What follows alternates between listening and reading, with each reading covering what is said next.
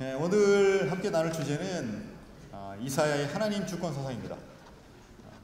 한마디로 얘기하면 이사야는 처음부터 끝까지 하나님 주권 사상이 있다.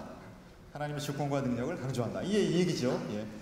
근데 이제 이 말이 갖는 이제 여러 가지 함의가 있습니다.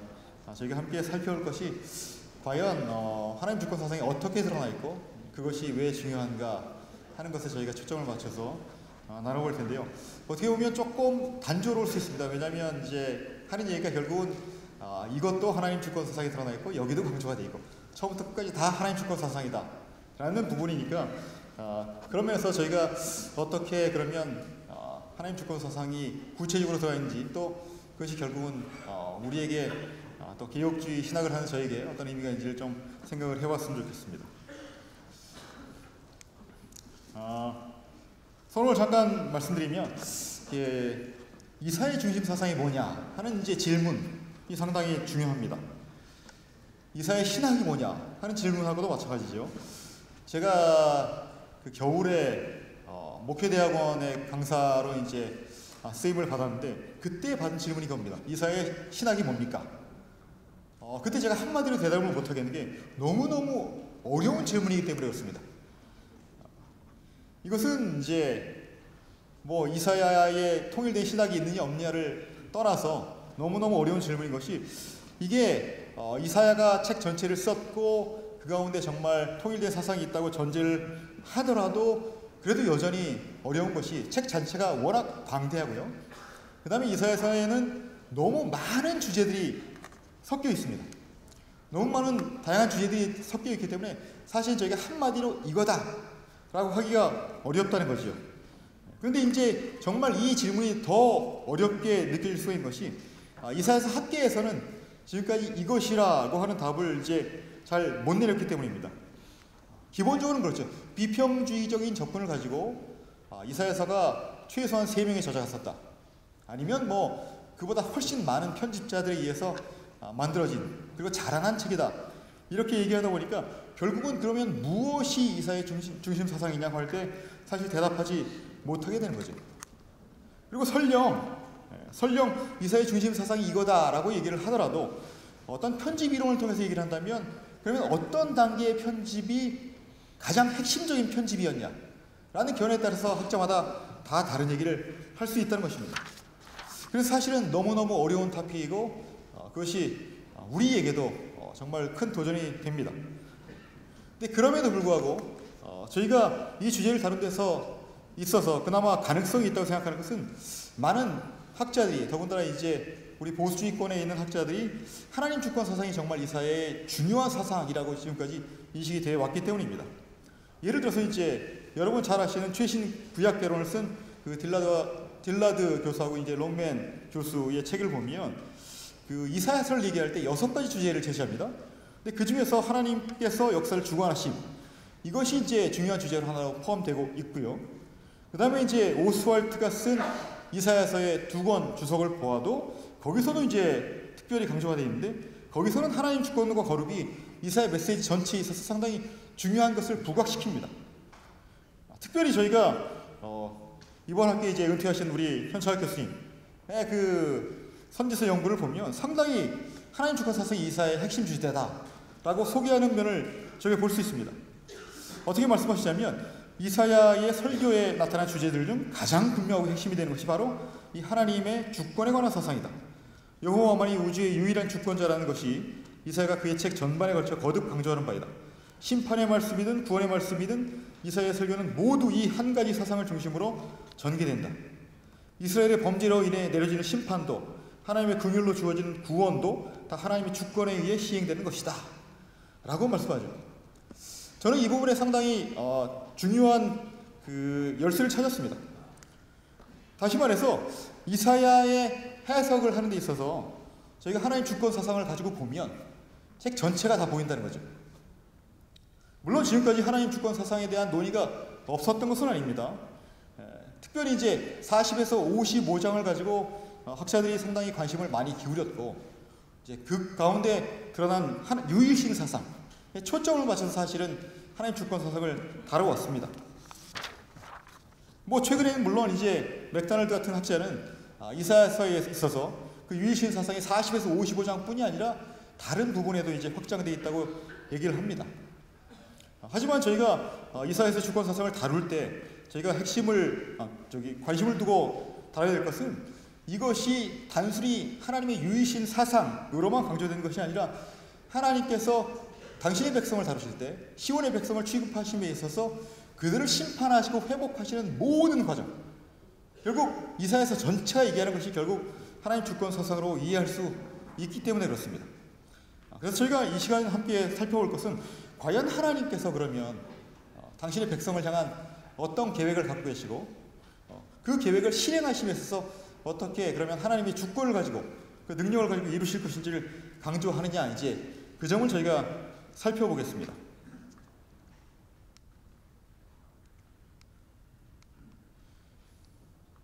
자, 저희가 하나님의 주권 사상을 얘기할 때 과연 하나님의 주권이 무엇이냐라는 면을 먼저 생각해 볼 필요가 있습니다. 신복연 박사님께서 이렇게 이제 규정한 적이 있습니다. 하나님 주권은 하나님의 사랑과 은혜와 의, 그리고 인간의 운명과 자연의 법칙들을 다스리시는 하나님의 통치권을 의미하며 모든 영역과 모든 관계에서 자신의 통치권을 행사하시는 하나님을 말한다. 이 주권은 두 가지, 즉 하나님의 주권적 의지와 주권적 능력으로 설명된다. 하나님의 주권적 의지로 세계와 이성적 피조물의 모든 것을 계획하시고 지도하신다. 그리고 주권적 권능 또는 전능으로는 하나님이 친히 의지하신 것을 집행하신다. 이렇게 정의합니다. 참 흥미로운 것은 하나님의 주권의 원리, 다시 말하면 하나님의 주권적 의지, 다시 말하면 하나님의 계획이겠죠. 그리고 그것을 집행하시는 능력, 이 두 가지가 어떻게 보면 이사야서 전체에 흐르고 있고 그것을 통해서 이사야 전체를 제시하고 있다는 점입니다. 이것이 한편으로는 하나님의 백성을 어떻게 다룰 것이냐 하는 문제에 있어서 강조가 되고 있고요. 또 한편은 그것이 열방에 대해서 하나님께서 또한 다루시는 측면에 있어서도 강조가 됨을 저희가 찾아볼 수 있습니다. 저희가 먼저 생각해 볼 것이 뭐냐면 과연 하나님께서 그러면 이사야서에서 시온을 향해 어떤 계획을 갖고 계시냐는 면을 저희가 생각할 필요가 있습니다. 이사야서의 저희 중심 주제를 얘기할 때 저희가 하나님의 주권을 얘기했지만 그 하나님의 주권이 구체적으로 어떻게 드러나냐를 얘기할 때 시온을 향한 하나님의 계획을 통해서 드러난다고 얘기할 수 있습니다. 덤브레 가스학자는 예루살렘을 향한 여호와의 관심과 헌신이 이사야의 압도적인 주제다, 이렇게 이야기를 하고 또 많은 학자들이 거기에 공감을 합니다. 다시 말하면 책 전체가 부패한 예루살렘을 또는 시온을 여호와께서 이상적인 예루살렘으로, 시온으로 변화시키는 과정이 이사야 전체를 통해서 소개하고 있다는 거죠. 그런데 저희가 책을 보면 참 놀라운 사실이 이러한 모든 과정에 있어서 하나님의 주권이 결국은 이 모든 과정을 이끌어가고 하나님의 능력으로 그것을 집행하신다는 거죠. 자, 이사야를 보면 저희가 하나님께서 그 시온을 향한 계획을 시온의 청결 심판과 회복이라는 구도를 가지고 펼쳐나가신 것을 저희가 볼 수 있습니다. 그 대표적인 그 구도가 이사야서 6장에 소개되어 있는데요. 이사야 6장에 소개된 구도는 2차에 걸친 하나님의 철저한 심판입니다. 특별히 6장 9절에서 13절을 보시면 그 심판의 계획을 이사야의 사명을 통해서 드러내시는데 그런 거죠. 이사야에게 주신 사명은 그냥 단순히 회개시키려는 그런 사명이 아니라 상당히 그 아이러니컬하게도 패역한 백성들의 오히려 눈과 귀를 막고 마음을 둔하게 하셔서 오히려 철저한 심판에 처하게 하시는 그런 것으로 지시되어 있습니다. 그런데 그것이 그 철저한 심판이 어떻게 제시되어 있냐면 두 번에 걸친 심판으로 제시되어 있다는 거죠. 다시 말하면 1차 심판을 통해서 10분의 1을 남기시는 심판을 행하시고 그 남은 10분의 1을 또다시 심판에 처하게 하셔서 아주 극히 작은 일부가 남게 하시는 심판. 결국 그 결과로는 그루터기, 거룩한 씨가 있는 거죠. 결국 그루터기를 통해서 이제 회복이 있다는 말씀을 주시는 겁니다. 자, 그런데 이 계획에 있어서 정말 중요한 것이 뭐냐면 결국은 하나님의 주권으로 이것을 이어가시겠다는 거죠. 그것이 결국은 그 맥락에서 소개가 됩니다. 자, 이사야의 소명이 소개되는 구절이 바로 6장 전체죠. 거기서 만나는 하나님은 정말 영광의 보좌에 앉으신 위엄 있으신 주권자 하나님입니다. 그래서 거기서 하나님을 소개할 때 그를 주 아도나이라고 부릅니다. 다시 말해서 하나님은 자신의 목적을 집행하시는 주권자다라고 소개하기도 하죠. 3절에 보시면 만군의 여호와라는 또 호칭도 사용합니다. 그것은 그가 하늘의 군대를 이끌고 전쟁을 수행하시는 용사다, 능력의 하나님이다 라는 부분이죠. 5절을 보시면 그 만군의 여호와에다 또 왕이 붙습니다. 결국 그 능력의 하나님이 이스라엘의 운명을 결정하시는, 그들을 다스리시는 주권자다 이렇게 말씀하시는 거죠. 결국은 이러한 하나님께서 결국 그 청결 심판을 통한 회복을 계획하고 집행하시기 때문에 반드시 성취될 것이다 하는 것이죠. 그 비슷한 이제 구도가 1장에 가서도 저희가 발견될 수 있는데요. 여기서 보면 참 흥미로운 부분이 그렇습니다. 1장을 딱 펼치면 이미 시온은 하나님의 심판으로 황폐해져 있는 상태입니다. 그래서 그 황무한 모습이 1장 7절에서 9절에 특별히 아주 강조가 돼서 드러나죠. 근데 결국은 하나님께서 이미 주권적인 그리고 능력을 가지고 심판을 한번 행하셨다는 거죠. 대부분의 학자들이 이것이 이제 결국 아수르의 심판으로 인한, 아수르의 침략으로 인한 701년 사건으로 인한 그 유대의 황무함을 얘기한다고 얘기합니다. 결국은 아까 말한 이사야서 6장의 구도로 보면 이미 하나님께서 1차 심판을 행하신 상황입니다. 근데 그런 상황 가운데서도 여전히 백성들은 여전히 폐역하다는 거죠. 여전히 그들은 자신의 문제를 깨닫지 못하고 불의와 폐역을 행하고 있다는 것이 1장 전체에서 강조되고 있습니다. 그래서 그들을 부를 때 소돔의 관원들, 고모라의 백성들 이렇게 부르시기도 하고요. 그 다음에 시온을 부를 때 1장 21절은 창기라고도 부르십니다. 결국 하나님의 백성들이, 하나님께서 거하시는 성읍이 이제는 철저히 타락해서 더 철저한 심판에 처할 수밖에 없다는 것이죠. 결국 그 심판을 만군의 여호와, 이스라엘의 전능자 이렇게 부르는 하나님께서 이제 실행하실 것이란 것입니다. 결국은 하나님께서 지금 계획하시는 심판은 이제 시온을 철저하게 심판하셔서 깨끗하게 하시고, 그리고 그 깨끗한 시온에 하나님께서 다시 돌아오셔서 좌정하시고 이제 시온의 백성과 그의 언약 백성과 그리고 만민을 통치하시는 계획이 결국은 이사야서 전체에서 드러납니다. 자, 그러면 이스라엘의 청결 심판은 어떻게 제시되고 있을까요?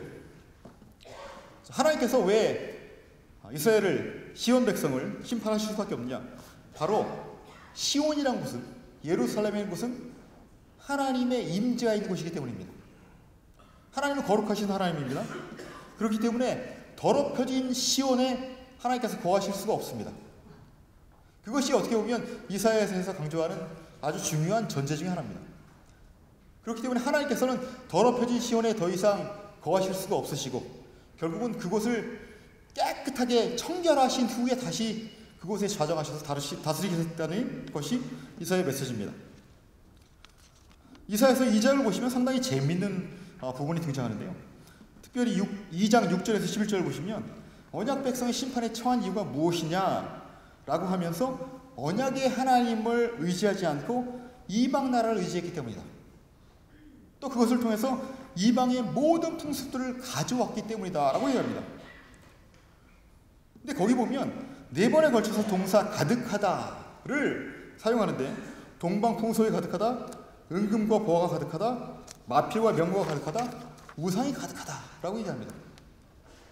이것은 어떻게 보면 시온 백성의 죄악이 이제 온 땅에 가득 차서 더 이상 그 땅에 다른 것이 담길 수 없는 상황을 묘사하는 것과 같습니다. 이것은 원래 시온이 처해야 되는 그런 상황과 다른 거죠. 이사야가 경험한 그런 시온, 다시 말하면 여호와의 옷자락이 가득한, 그의 영광이 가득한, 임재 연기가 가득한 그 성전의 모습이 아니라는 거죠. 더 이상. 특별히 그 시온 백성의 죄악은 뭐냐면 하나님의 주권을 인정하지 않는 거예요. 결국 교만입니다. 자, 그렇기 때문에 하나님께서는 결국 그 존귀의 영광으로 이제 나타나셔서 교만한 자들 심판으로 낮추시고 홀로 영광을 받으시는 그런 계획을 실행하시는 거죠. 역사적으로 따지면 시온 백성이 하나님을 의지하지 않았다, 교만했다. 가장 명확히 드러나는 것이 아수르 제국이 패권을 잡을 때 어떻게 반응하느냐 하는 것입니다.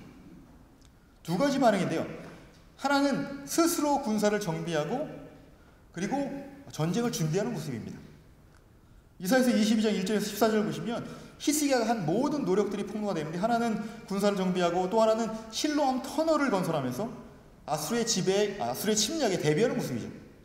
그러니까 만약에 적이 쳐들어와서 이제 공성전을 벌여야 되는 상황이 되면, 특별히 밖에서 이제 물을 가지고 장난하면 이제는 더 이상 참을 이제 견딜 수 없는 상황이 되잖아요. 그러니까 결국은 그를 위해서 전쟁 준비를 하는 것입니다. 히스기야가 기울인 또 하나의 노력이 있다면 바로 애국과의 동맹입니다.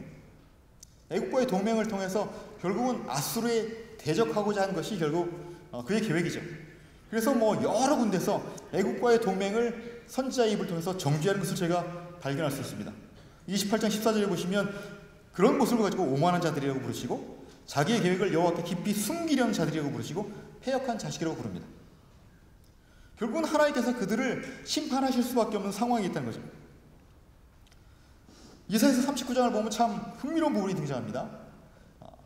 거기서는 이제 히스기야 왕이 병을 치료를 받고, 그리고 와서 이제 그 병을 치료받음을 축하하기 위해서 바벨론 사신이 오는 장면이 등장하죠. 근데 거기서 보면 히스기야가 정말 왕국에 있는 모든 것을 다 그 사신에게 보여줍니다. 그리고 거기에 대해서 하나님께서 이사야의 입을 통해서 심판을 선고하시죠. 이제 앞으로 내 자손 중에서 바벨론에 끌려가는 자도 있을 것이고, 그 중에 내시도 있을 것이고, 황관도 있을 것이고, 이제 나라가 망하게 될 것이라는 그런 심판을 선고하시죠. 어떻게 보면 되게 잔인한 선고입니다. 왜냐하면 히스기야는 그의 아버지 아스에 비해서는 너무너무나 신실한 왕이기 때문에 그래요. 근데 그럼에도 불구하고 왜 히스기야가 바벨론 사신들에게 그렇게 금은보화를 보여준 사실을 가지고 이제는 그러면 이 나라가 바벨론에 멸망할 수밖에 없냐라고 선고하신다는 점이죠. 아마 이 사실은 이사야서 전체의 구도를 보면 그 히스기야의 행위를 교만으로 여겼기 때문입니다. 하나님의 주권을 무시하고 도전한 행위로 여겼기 때문이라고 짐작할 수 있습니다. 왜 이렇게 저희가 짐작할 수 있냐면 바로 38장 이후에 39장이 등장하기 때문입니다. 38장에 소개된 사실이 뭐냐면 히스기야가 하나님께 기도해야 하고 기도에 응답받은 거예요. 두 가지의 응답을 받습니다. 하나는 이제 하나님께서 아수르에게서 이 성을 보호하겠다. 또 하나는 내 병에서 내가 치료함을 받겠다. 그래서 15년을 더 살겠다 하는 겁니다. 그것도 그냥 응답만 받은 것이 아니라 해식의 그림자가 뒤로 10도가 물러가는 징조를 통해서 그 약속을 보장받았습니다. 근데 그럼에도 불구하고 히스기야가 바벨론 왕의 사신들을 보고 너무너무 좋아했다는 거죠. 왜 그랬겠습니까? 바로 바벨론과 또 동맹을 맺으면 이제 우리가 아수르에 대항할 수 있다고 생각했던 거죠. 이것이 교만입니다. 그렇죠? 자, 그 시온 백성의 교만은 또 어떤 면에서 등장하냐면 하나님 말씀을 대하는 태도에서도 등장합니다. 그들은 이제 30장을 보면 자신들의 죄악을 지적하는 선지자의 예언을 거부하고 듣기 좋은 말을 요구합니다. 그러면서 이렇게 대담하게 얘기하죠. 이스라엘의 거룩하신 이를 우리 앞에서 떠나게 하라. 28장 9절 10절을 보시면 오히려 하나님의 교훈을 전한 선지자를 조롱하기도 합니다. 그가 누구에게 지식을 가르치며 누구에게 도를 전하여 깨닫게 하려는가? 저 떨어져 품을 떠난 자들에게 하려는가? 대저 경계에 경계를 더하며 경계에 경계를 더하며 교훈에 교훈을 더하되 여기서도 조금 저기서도 조금 하는구나. 여러분이 이제 히브리어를 보시면 이 부분에 사실 경계의 경계를 교훈의 교훈을 사실은 상당히 단순한 발음을 계속 반복하는 겁니다. 어떻게 보면 마치 술 취한 사람이 떠듬떠듬거리는 것처럼 그 선지자를 놀리는 거예요. 그렇죠? 더 나아가서 그들은 선지자를 통해서 전하시는 여호와의 심판을 비웃기까지 합니다. 어떻게 얘기하냐면 그는 자기의 일을 속속히 이루어 우리에게 보게 할 것이며 이스라엘의 거룩한 이는 자기의 계획을 속히 이루어 우리가 알게 할 것이다. 이렇게까지 얘기하죠. 하나님의 계획이 뭐냐면 그들을 향한 심판의 경고예요. 그런데 그것이 속히 이루게 하세요 라는 거죠. 여기서 속속히 이루다는 표현은 아수르의 임박한 침략을 상징하는 이름 마헬살랄 하스바스에 대한 의도적인 모방입니다. 결국 이 장치를 통해서 시온의 교만이 얼마나 극심한 것인지를 보여주는 것이죠. 결국은 그러한 폐역하고 교만한 시온 백성에 대해서 이제 심판을 내리실 수밖에 없는 것이고 그들을 심판하심으로 결국 다시 시온을 청결하게 회복하실 수밖에 없습니다. 근데 저희가 그 시온 백성의 청결 심판하시는 과정을 살펴보면 하나님께서 그 주권과 능력으로 이루신다는 사실을 강조함을 볼 수 있습니다. 그래서 저희가 많은 구절에서 심판을 다루는 구절에서 주 만군의 여호와, 뭐 만군의 여호와 이런 이제 호칭들을 많이 강조하는 거죠. 바로 하나님께서 능력으로 이루시겠다는 거죠. 주권으로 이루시겠다는 거죠. 특별히 이제 청결 심판에 있어서 저희가 주목할 수 있는 그런 이제 부분인데요. 바로 하나님을 하늘의 군대를 거느리고 전쟁을 벌이시는 용사로 묘사한다는 점입니다. 그래서 여호와의 편손, 여호와의 편팔이 시온의 심판에 언급이 됩니다. 원래 여호와의 편손, 편팔은 하나님께서 출애굽에서 대적에게 드러내셨던 능력을 얘기하는 겁니다. 그런데 그 능력의 팔이 이제는 당신의 백성들에게 이제 발휘되신다는 것이죠. 이사야서 28장 21절을 봐도 참 흥미로운 게 하나님께서 그들을 철저하게 심판하시겠다고 말씀하시면서 이제까지 이스라엘이 경험했던 역사적 전투들, 즉 브라심산의 전투, 그리고 기본 골짜기 전투, 그것을 언급하면서 이제 하나님께서 그 능력으로 당신의 백성을 대적하시겠다고 말씀하십니다. 이사야서 29장 3절을 보시면 마치 군대가 성을 쌓고 공성전을 벌이는 것처럼 하나님께서 친히 예루살렘을 사면으로 에워싸시고 그들을 공격하실 것을 묘사합니다. 결국 30장 14절을 보시면 마치 토기장의 손에서 그 토기가 박살나듯이 하나님께서 당신의 백성을 박살내실 것이라고 묘사한다는 점이죠. 자, 이렇게 한편으로는 하나님께서 직접 당신의 능력으로 용사로 맹렬한 공격을 퍼부시겠다는 말씀을 하시지만 또 한편으로는 강대한 나라들을 하나님께서 직접 고용하셔서 그 심판을 이루시겠다고 말씀합니다. 참 흥미로운 부분이 5장 26절에 등장하죠. 거기서 여호와는 군대의 사령관입니다. 그가 전쟁의 깃발을 세우시고 휘파람을 불면 이방 나라들이 이제 소집됩니다. 근데 그 나라들이 어디서 오냐면 원방으로부터 오고 땅 끝에서부터 옵니다. 그것도 서둘러서 빨리 사령관의 명에 응하기 위해서 그렇게 도착한 거죠. 결국 하나님의 능력과 주권이 이제 이방의 군대들에게까지, 온 이방에까지 미치고 있다는 겁니다. 근데 그 군대를 통해서 이제 심판하시겠다는 거죠. 이사야서 7장 18절 19절을 보시면 너무너무 흥미로운 부분이 나옵니다. 거기서 애굽과 아수르의 군대를 하나님께서 동원하시는 부분이 묘사되는데 뭐라고 하냐면 파리떼와 벌떼를 마치 휘파람으로 불어서 그들을 컨트롤하는 것처럼 그렇게 하나님께서 애굽과 아수르 군대를 좌지우지하시겠다는 거예요. 특별히 이제 아수르를 묘사하는 부분에 있어서는 흥미로운 표현들이 많이 발견되죠. 아수르 왕을 흉용하고 창일한 강물이다 라고 하시죠.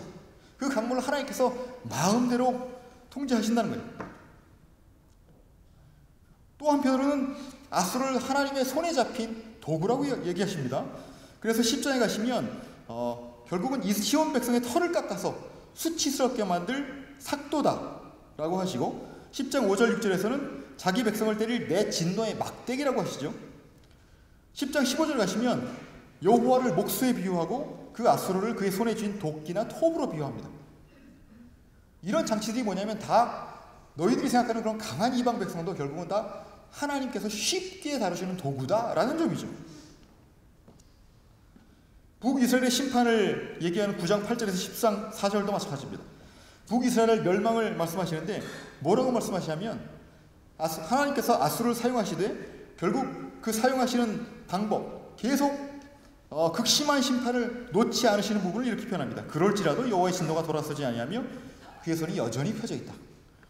그 표현이 9장 12절, 17절, 21절, 10장 4절 이렇게 반복되면서 하나님의 철저한 심판을 통해서 그의 능력을 통해서 북이스라엘을 심판하시겠다고 하시죠. 유다의 멸망도 마찬가지입니다.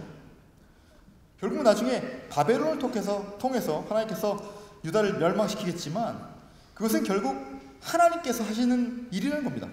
그것이 결국 42장 24절 25절을 보면 강조되어 있는데 이렇게 말씀하죠. 언약 백성이 바벨론의 손에 탈취를 당한 것은 여호와께서 이스라엘에게 쏟아부으신 맹렬한 진노와 전쟁의 위력 때문이다. 자, 결국 지금까지 계속 말한 것이 뭐냐면 하나님께서 주권으로 그의 백성을 심판하신다는 겁니다. 하나님의 주권이 또 강조되는 부분이 있다면 바로 구체적인 시점 예고입니다. 시점 예고. 이사야서 7장 7절, 8절, 15절, 16절, 8장 4절 이런 데 보면 다 하나님께서 시점을 정확하게 정하시죠. 에브라임의 패망을 65년 이내라고 하시고, 그 다음에 아수르의 침략으로 인해서 이제 아람 이스라엘이 패망할 것이다를 말씀하실 때도 임마누엘이라는 아기가 악을 버리며 선을 택할 줄 알기 전, 악을 버리며 선을 택할 줄 그가 알 때, 그 다음에 이제 아수르의 침략을 얘기할 때도 마헬살랄하스바스가 내 아빠 내 엄마라 부르기 알기 전, 이렇게 하나님께서 구체적인 시점을 명시하십니다. 결국 하나님께서 정하신 시점에 그 심판을 이루시겠다는 거죠. 또 저희가 주목할 수 있는 사실은 하나님께서 언약 백성을 심판하시는 데 있어서 남은 자를 둘 것이라는 약속입니다. 모두 다 진멸하지 않으시고 남은 백성을 두시겠다는 거예요. 특별히 27장 7절 8절을 보시면 하나님께서 그의 백성을 극심하게 심판을 하셨지만 결국은 그 대적을 심판하신 것처럼 완전히 몰살하지는 않으셨다고 얘기합니다. 그러면서 하는 얘기가 그가 백성을 적당하게 견책하셨다고 말씀합니다. 적당하게. 결국 하나님의 계획에 합당하게 남은 자를 둘 정도로 심판하셨다는 것이죠. 왜 이러한 표현들이 강조가 되었습니까? 그것은 뭐냐면 이스라엘 백성들이 결국은, 아니면 유다가, 그리고 북이스라엘이 결국 강한 외적에 의해서 사실은 침입을 당하고 그 다음에 결국 나중에 멸망하게 되는 것 때문에 그렇습니다. 결국 그 가운데서 하나님의 백성들이 착각할 수 있는 것이 뭐냐면 결국은 우리의 운명이 강대한 나라들에 의해서 좌지우지 되는 것이 아니냐는 것이죠. 그런데 하나님께서는 이 선지자 입을 통해서 이런 그 아수르나 바벨론이나 강대국들을 통해서 이제 유다 백성을 심판하시고 때로는 징계하시는 그런 모든 것이 다 하나님께서 계획하시고 하나님의 주권과 능력으로 행하시는 것이란 겁니다.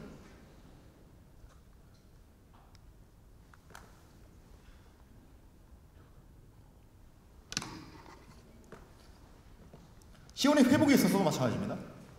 하나님께서 시온을 심판하시는 그 모든 과정, 그 모든 과정이 하나님의 주권과 능력으로 이루신다면 회복도 그렇게 이루실 것이라고 약속하시죠. 시온의 백성은 참 흥미롭습니다. 시온의 회복이 사실 40장에서 66장을 보시면 아주 집중적으로 선포되죠. 이제 하나님께서 곧 시온을 회복하실 것이다, 특별히 고레스를 통해서 회복할 것이다, 이렇게 약속을 하시는데도 불구하고 그 40에서 66장에서 묘사되고 있는 시온 백성들은 여전히 듣지도 못하고 보지도 못하는 자들입니다. 그래서 이사야서 42장 18절, 15절, 25절을 보시면 그들을 여전히 맹인이라고 하시고 여전히 듣지 못한다고 하시죠. 아니 더 나아가서 여호와의 맹렬한 진노와 전쟁의 위력으로 그 심판을 행하셔서 이제 사방이 불타오르고 자신의 몸조차 타는데도 여전히 여호와의 가르침을 듣지 않는다고 말합니다. 이사야서 50장 2절 3절을 보시면 하나님께서 창조주의 능력을 가지고 그들을 찾아오셔서 불렀는데 그들은 여전히 우상 숭배를 일삼고 불의를 일삼으면서 그 하나님의 말씀에 응답하지 않았다는 거예요. 놀라운 것은 이러한 백성들임에도 불구하고 여호와께서는 그들을 긍휼히 여기시고 그들을 회복하시겠다고 약속하신다는 겁니다. 그래서 어떻게 보면 시온의 회복에 있어서 저희가 가장 먼저 살펴볼 수 있는 것이 여호와께서 심판 중에 있는 백성을 긍휼히 여기심, 거기에 들어간 것이 하나님 주권이란 거죠. 백성들이 회복을 받을 자격이 있어서가 아니라 하나님께서 그의 주권으로 그들을 긍휼히 여기시고 그들을 회복하시겠다고 결단함에 그 회복이 있다는 것입니다. 그 놀라운 약속의 말씀이 이사야서 30장 18절 이하에 등장합니다. 물론 이제 개역개정은 그러나로 시작하죠. 하지만 대부분의 학자들은 이제 그러므로로 해석합니다. 그러므로 여호와께서 기다리시나니 이는 너에게 은혜를 베풀려 하시며 높아지시리니 이는 너희를 긍휼히 여기려 하심이라. 이렇게 이제 번역할 수 있습니다. 여기서 그러므로라고 해석하면 결국은 이제 하나님께서 시온 백성을 회복하기 위해서 기다리는 것이 그 앞에 있는 내용의 결론이라는 거예요. 그러면 그 앞에 있는 직접 문맥의 내용은 뭐냐예요. 그렇죠? 그 모습은 뭐냐면 여호와께 돌아가지 못하고 스스로 돌이키지 못하는 백성의 모습입니다. 여전히 하나님께 패역하고 여전히 스스로를 구원하고자 애쓰는 모습입니다. 그런데 그들의 모습이 그래서 철저히 심판당할 수밖에 없기 때문에, 그러므로 하나님께서 그들을 긍휼히 여기신다는, 그러므로 스스로 구원하지 못하게 되고, 이사야서 57장 15절에서 19절도 마찬가지죠. 비록 시온 백성은 심판 중에서도 계속 패역해서 자기 마음의 길로 가는 자들입니다. 근데 그럼에도 불구하고 지극히 존귀하고 영원히 계시고 거룩하다 이름하는 그 주권자 하나님께서 이제 그들을 회복하시겠다고 결단하고 찾아오셔서 그들을 구하시는 거예요. 그 청결 심판에 있어서 그 회복의 핵심적인 내용 중에 하나가 죄사함의 선포와 정결 유지 약속입니다. 아까 처음에 말씀드렸다시피 하나님께서는 시온을 청결하게 심판하시고 그것을 회복하시겠다고 말씀하시죠. 그래서 중요한 것이 바로 죄사함의 선포입니다. 그래서 저희가 이사야서 40장을 딱 펴시면 바로 죄악이 사함을 받았다라는 선언부터 시작하는 거죠. 43장 25절 보시면 내 죄를 기억하지 않겠다는 약속을 주시고요. 또 여호와께서 시온의 청결 심판을 행하시기 때문에 4장 같은 데 보시면 이제 모든 더러움이 씻겼다 그 말씀하시고, 그 시온의 여호와께서 이제 임재하실 것이라는 약속이 주어진 겁니다. 더 놀라운 건 뭐냐면요, 하나님께서 이렇게 한번 깨끗하게 씻으신 시온, 근데 문제는 뭐냐면 만약 다시 더럽혀지면 어떡합니까? 그렇죠? 근데 그를 위해서 하나님께서 예방책도 세우고 계십니다. 그게 뭐냐면 더 이상 더럽히지 않도록 하나님께서 지키시겠다는 거예요. 그래서 이사야서 52장 1절에서 2절을 보시면 시온 곧 거룩한 성 예루살렘의 회복을 알리면서 이제부터는 할례 받지 아니한 자와 부정한 자가 다시는 내게로 들어오지 않겠다 말씀하십니다. 그러니까 더 이상 이제 더럽혀진 백성이 들어와서, 죄악된 백성이 들어와서 더럽힐 아예 가능성을 제거하시겠다는 거죠. 온전히 거룩하게 남은 자들만 회복하실 것이기 때문에 이제는 그 거룩이 유지될 거라는 거예요. 35장에도 마찬가지입니다. 남은 자가 이제 시온으로 막 돌아오는데요, 그 길을 뭐라고 소개하시냐면 거룩한 길, 그렇게 말씀하십니다. 그러면서 깨끗하지 못한 자와 우매한 행위는 결코 그 길로 지나가지 못한다는 거죠. 하나님을 알지 못해서 그들이 시온에 들어와서 더럽혀질 가능성을 제거하시겠다는 거예요. 52장 11절도 재밌습니다. 이제 하나님께서 시온을 회복하시고 그곳에 임재하셔서 통치하실 것이라는 약속이 선포되고 난 이후에 뭐라고 하냐면 시온으로 돌아오는 제사장들에게 명령을 합니다. 부정한 것을 만지지 말라, 스스로 정결하게 해라. 그렇죠? 그러니까 결국 하나님께서 이제는 회복하실 시온을 다시는 더럽히지 않게 정결하게 유지하시겠다고 하는 거죠. 그 시온의 정결함과 거룩함이 어떻게 그러면 유지될 것이 확실하게 보장되느냐? 바로 그것은 끝까지 패역하고 교만한 백성은 완전히 멸절하시길 것이기 때문에 그렇습니다. 그래서 시온의 청결 심판을 얘기하고 하나님의 계획을 얘기할 때 계속 강조해야 되는 것이 뭐냐면 결국은 패역한 자들은 철저한 심판을 당하게 될 거란 말을 합니다. 그래서 1장도 보면 하나님께서 시온을 향한 계획을 세우시고 청결 심판을 통해서 정의와 공의로 구속하시겠다고 말씀하시고, 28장에서 31장을 보시면 하지만 패역한 자들은 망하겠다고 말씀하시죠. 특별히 이사야서 마지막 구절이 아주 그들의 비참한 결말과 그 다음에 회복된 시온 백성의 그런 모습을 생생하게 대조합니다. 여호와가 말하노라, 매월 초하루와 매 안식일에 모든 혈육이 내 앞에 나와서 예비하리라. 그들이 나가서 내게 패역한 자들의 시체를 볼 것이라. 그 벌레가 죽지 아니하며 그 불이 꺼지지 아니하여 모든 혈육에게 가증함이 되리라. 결국 하나님께서 꿈꾸시는 마지막 모습은 뭐냐면 온전하게 회복된 백성이 시온에서 하나님을 예배하고, 하지만 끝까지 패역하고 교만한 백성은 철저하게 심판하셔서 그 시온 밖에 던지시는 그런 모습인 거죠.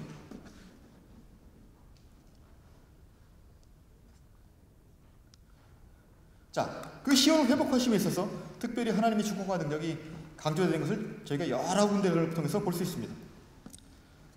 아까 저희가 청결 심판을 얘기할 때 하나님께서 전쟁에 능하신 용사, 강한 용사, 만군의 여호와로 자신을 소개하셨죠? 여기도 마찬가지입니다. 하나님의 능력이 결국 그 시온의 백성의 회복을 위해서 꼭 필요한 것이 이사야서 51장 9절에서 10절에서 선지자가 부르짖는 모습을 보면 알 수 있습니다. 여호와의 팔이여 깨소서 깨소서, 능력을 베푸소서.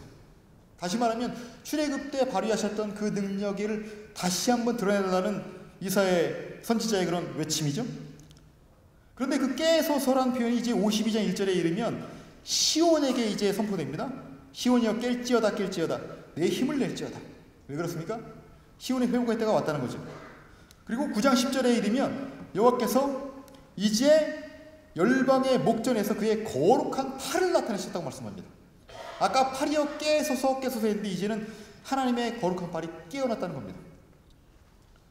이러한 맥락에서 보면 시온의 구원자 여호와께서 용사같이 나가시며 전사같이 분발하여 외쳐 크게 부르시며 그 대적을 치시리로다 라고 이제 42장 13절에서 하는 선포는 이제 성취될 시온의 회복이 임박했다, 확실하다는 것을 강조하는 것이 됩니다. 특별히 하나님께서 시온의 회복을 위해서 이제 발휘하시는 능력, 그 용사로서 들어가시는 능력은 59장 15절 하반절부터 강조됩니다. 그 부분을 보면 하나님께서 그 시온 백성들의 절망적인 상황을 보시고 스스로 일어나십니다. 그런데 어떻게 일어나시냐면 친히 전투 장비를 갖추십니다. 공의의 갑옷, 구원의 투구, 보복의 속옷, 열심의 겉옷을 착용하시는 거죠. 나중에 이제 사도 바울이 이제 결국 영적 전쟁을 묘사하기 위해서 이 부분을 차용하는 부분이지만 그 전투 장비를 직접 착용을 하시고 직접 그의 용사의 위력으로 전쟁을 치르시는 거죠. 그 대적을 다 물리치신 이후에 결국은 여호와께서 시온의 구속자로 임하시고 그리고 남은 자와 새 언약을 맺으시겠다는 거예요. 결국 하나님의 능력으로 시온의 회복을 이루신다는 거죠.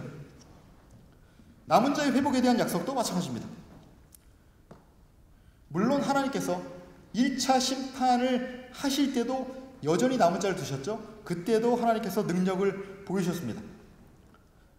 그런데 시온 백성이 이제 뿔뿔이 흩어져서 열방이 흩어지고 특별히 바벨론에 멸망당한 상황에서도 하나님은 여전히 능력을 발휘하실 것을 약속합니다. 이사야서 11장 11절에서 10절을 보시면 여호와께서 능하신 용사다라는 점을 강조하죠. 11절에서 11절 보시면 여호와를 소개할 때 아도나이 주권자를 소개하고 그가 애굽에서 펴셨던 그의 손을 다시 펴실 것이고 열방을 향해서 전쟁의 깃발을 드실 것이다 라고 말씀하시죠. 만약 그렇게 여호와께서 능력을 드러내시면 아수르와 애굽을 비롯한 땅 네 모퉁이로부터 사방에서부터 열방에서부터 이제 흩어진 백성들이 모일 거란 약속을 하시는 거예요. 15절에 가시면 놀랍습니다. 하나님께서 애굽 해만을 말리시고 유브라데 하수 위에 그의 손을 흔드신다고 표현했습니다. 결국 능력의 손을 흔드심으로 결국은 하나님의 백성들이 쉽게 귀환할 수 있도록 하시겠다는 거예요. 이사야서 52장 12절 보시면 참 재밌습니다. 거기서는 그 남은 자들이 이제 시온으로 돌아올 때의 모습을 묘사하는데요. 그때 여호와께서 너희 앞에서 행하시며 이스라엘의 하나님이 너희 후방의 호위 군사가 되실 것이다 라고 말합니다. 결국 하나님께서 그 전에 출애굽에서 구름 기둥과 불 기둥으로 함께 하셨던 것, 그의 여호와의 사자를 통해서 함께 하셨던 모습을 여기서는 후방에 있는 호위 군사를 얘기하는 거예요. 그러니까 결국은 하나님께서 당신의 백성을 회복하실 때 아무도 그를 공격할 자가 없다는 거죠. 그 여호와의 능력이 이제 시온에 임할 것이기 때문에 지금 심판 중에 있지만 여호와의 약속을 받고 있는 그 시온 백성들에게는 두려워 말라는 위로의 근거가 됩니다. 그래서 이사야서 41장 10절에서도 여호와의 의로운 손으로 이스라엘을 붙드실 것이라고 약속하고 41장 13절에 가시면 여호와께서 야곱의 오른손을 붙드실 것이라는 약속을 하죠. 62장 8절 9절 가시면 그 시온에게 여호와께서 그의 오른손, 그의 능력의 팔로 맹세하시겠다고 합니다. 그리고 그 능력으로 그 시온의 회복을 온전케 하시겠다고 약속하는 거죠.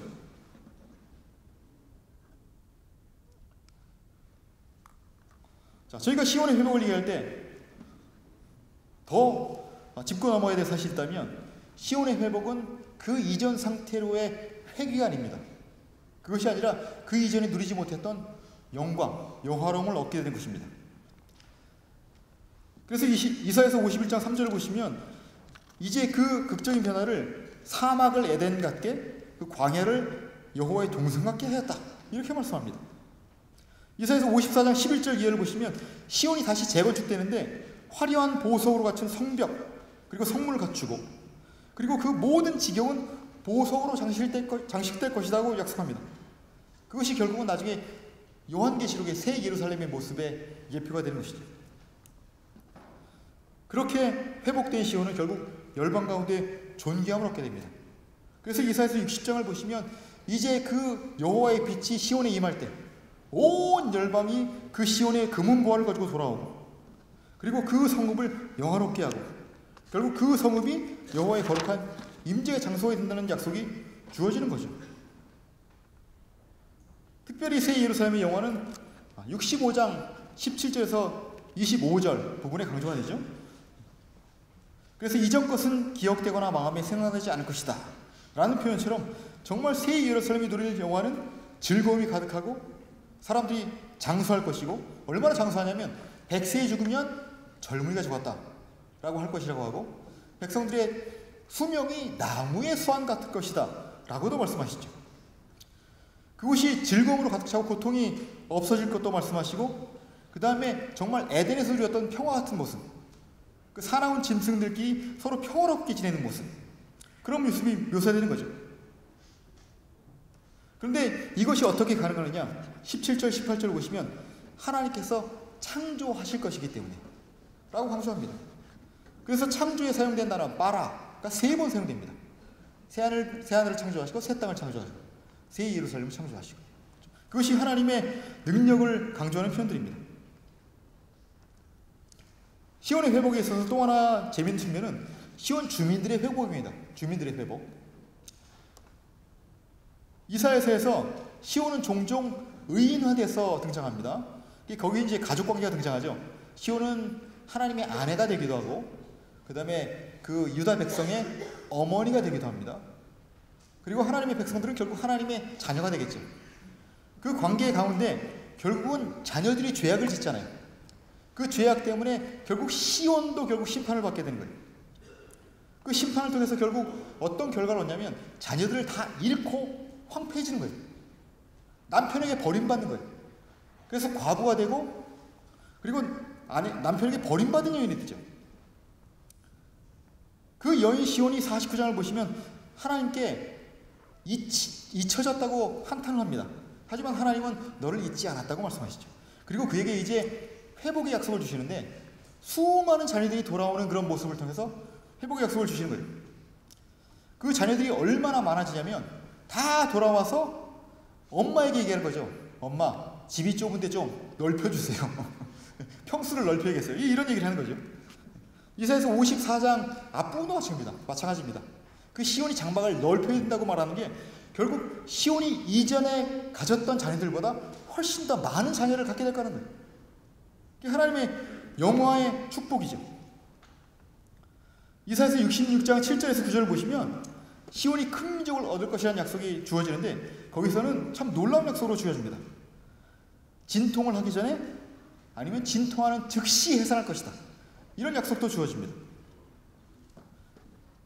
이것은 어떻게 보면 아담과 하와의 죄악으로 인해서 하와가 처했던 저주가 있죠.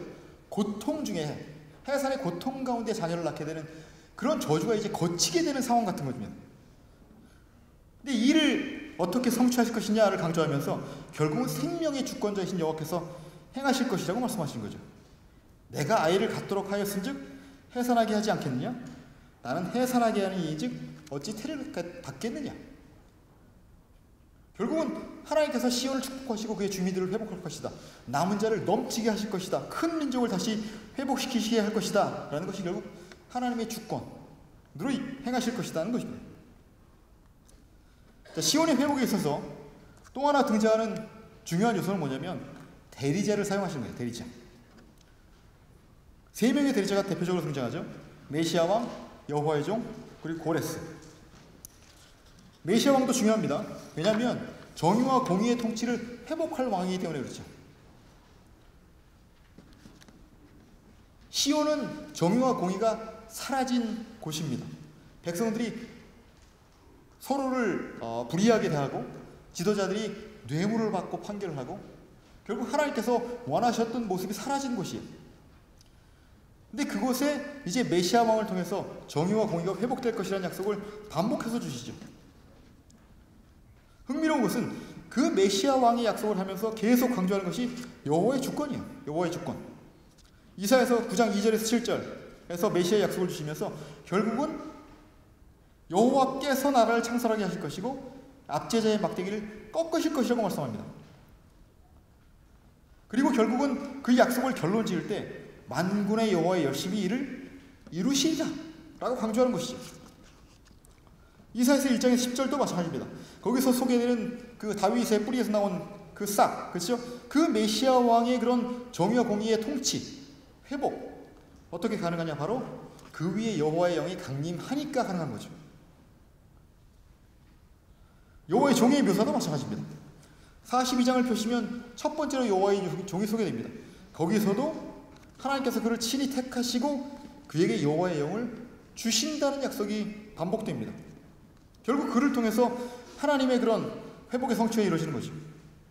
흥미로운 것은 42장 5절에서 9절 가시면 여호와께서 그 종에게 직접 말씀하시는 부분이 등장을 하는데 5절에서 이렇게 얘기하죠. 하늘을 창조하시고 땅과 그 소산을 내시며 땅 위에 백성에게 호흡을 주시며 땅에 행하는 자에게 영을 주시는 하나님 여호와, 바로 그 하나님, 천지만물의 창조자, 생명의 주관자이신 하나님께서 그 종을 임명했다는 거예요. 결국 그 종을 통한 회복이 확실하다는 거죠. 8절 9절에 가시면 그를 임명한 목적이 무엇이냐? 결국은 우상이 아니고 여호와께서 온 땅의 정의를 시행하시는 통치자이다 라는 것을 알리는 것이라는 거예요. 여호와의 종에 대한 구절이 많이 있습니다만 53장 13절에서 52장 13절에서 53장 12절 그 네 번째 구절을 보면 특별히 흥미롭죠. 여호와의 종은 여기서 자신의 지식을 통해서, 그 지식은 물론 이제 50장에 의하면 여호와께서 주신 지식이죠. 그 지식을 통해서 하나님의 백성의 죄악을 담당합니다. 그러니까 회복에 있어서 중요한 것도 여호와의 종의 사역이죠. 그런데 여기서 참 재미있는 것은 그 언약 백성의 죄 사함을 위한 종의 고난과 죽음이 여호와께서 계획하신 것이라고 명시되어 있다는 점입니다. 그래서 6절을 보시면 여호와께서 우리 모두의 죄악을 그에게 담당시키셨다. 10절에 보시면 여호와께서 그에게 상함을 받기를 원하사 질고를 당하게 하셨다. 이렇게 말씀하시죠. 두 번째로 그 여호와의 종은 또한 여호와의 주권적인 계획을 충실히 성취한 인물이라는 점도 강조가 됩니다. 그래서 10절 후반절을 보시면 그의 손으로 여호와께서 기뻐하시는 뜻을 성취하겠다 라고 말합니다. 결국 이 여호와의 종은 하나님의 계획에 온전히 충성한 인물이죠. 11절에서도 여호와께서 나의 의로운 종이 자기 지식으로 많은 사람을 이롭게 하며 또 그들의 죄악을 친히 담당하리로다 라고 선언하시는 거죠. 결국은 하나님께서 여호와의 종을 통해서 그리고 메시아를 통해서 결국은 시온이 처했던 모든 문제를 다 해결하신다는 겁니다. 그 여호와의 그 시온 회복의 계획이 대리되는 또 중요한 인물이 있는데 바로 고레스입니다. 고레스. 이 고레스에 대한 언급이 직접적인 이름으로 언급되기도 하지만 때로는 북방에서 부른 자, 동방에서 부른 자 하면서 상당히 많이 강조됩니다. 이사야서 41장 1절에서 7절을 보시면 온 열방을 소집한 재판장이 이제 소개됩니다. 재판정의. 그런데 여호와께서 이렇게 말씀하시는 거예요. 고레스를 격동해서 자기 목적을 성취하게 하신 자가 누구냐? 라는 질문을 2절에서 제기하시고 4절에서 거기에 대한 주체가 자기다 라고 말씀하십니다. 나 여호와다. 처음에도 나요, 나중에 있을 자에게도 곧 내가 그니라. 41장 21절에서 29절도 마찬가지입니다. 자신을 야곱의 왕이라고 소개하시면서 고레스를 불러서 정복자로 삼으신 이가 여호와 자신이고 그 외에는 아무도 이에 대해서 처음부터 또는 이전부터 알게 한 자가 없다고 강조하시죠. 46장 11절에 보시면 거기도 흥미로운 표현이 등장합니다. 고레스를 얘기하면서 여호와의 계획을 성취할 대리자이다. 다시 말해서 그의 계획을 이룰 사람이다 라고 말씀하십니다. 그 고레스의 호칭도 참 재밌습니다. 44장 28절을 보시면 내 목자라고 하시죠. 내 목자. 물론 앞에서 나온 메시아 왕이 결국 고레스라는 얘기는 아닙니다. 하지만 메시아의 역할을 감당한다는 의미에서 내복자라고 부르시는 거죠. 45장 1절 보시면 그의 기름 부은 자라고 부릅니다. 결국은 하나님께서 임명하셔서 고레스를 사용하셨다는 거죠. 45장 1절에서 7절을 보시면 그 고레스의 정복 전쟁이 아주 자세히 묘사됩니다. 특별히 1절에서 3절에서는 고레스가 이제 적을 정복하는 과정을 자세히 다룹니다. 그런데 그 전쟁에 대한 묘사를 할 때 결국은 하나님께서 1인칭 주어가 되셔서 그 모든 전쟁을 수행하게 하시는 주체다 라고 말합니다. 그리고 5절에서 7절에 가면 여호와 하나님이 유일하신 하나님이다, 천지 만물의 창조자다, 주관자이다 이렇게 소개합니다. 결국 여호와께서 다 이루신다는 것이죠.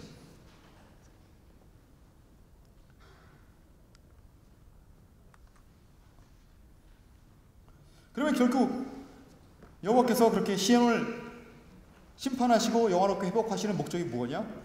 한마디로 얘기하면 시온에 다시 돌아오셔서 영원히 임재하시고 그의 영광으로 통치하시기 위함이라고 얘기할 수 있습니다. 그래서 저희가 이사야서를 보시면 여호와께서 시온으로 돌아오시는 모습을 여러 군데서 묘사를 하는데 특별히 이사야서 52장 7절에서 8절에서 묘사를 하죠. 거기서는 여호와께서 시온에 돌아오신다는 그런 사실을 알리고 또 시온에 하나님이 통치하신다라고 또 선포를 합니다. 59장 20절에서도 구속자가 시온에 임하며 야곱의 자손 가운데 죄과를 떠난 자에게 임하신다라고 선언하고 60장 1절 3절에서 보시면 그 여호와의 임재를 시온의 빛이 이른 것, 여호와의 영광이 시온 위에 임한 것으로 얘기하는 거죠. 그렇게 시온에 임재하시는 여호와는 시온에 회복된 백성을 통치하시는 하나님입니다. 그래서 40장 10절을 보시면 보라, 주 여호와께서 장차 강한 자로 임하실 것이요 신이 그의 팔로 다스리실 것이다 라고 얘기하는 거죠. 이사야서 33장 17절에서 24절 보시면 그 여호와의 임재와 통치를 아주 자세히 묘사합니다. 17절에서는 위엄 중에 계신 왕 그리고 그의 광활한 영토를 소개하고 20절에 가면 회복된 시온의 견고함을 묘사하고 21절에 가면 시온의 위엄 중에 임재하신 여호와로 인해서 시온이 안전할 것이다 라고 강조합니다. 그리고 22절에 가면 여호와를 우리 재판장이다, 우리에게 율법을 세우신이다, 우리 왕이다 라고 규정합니다.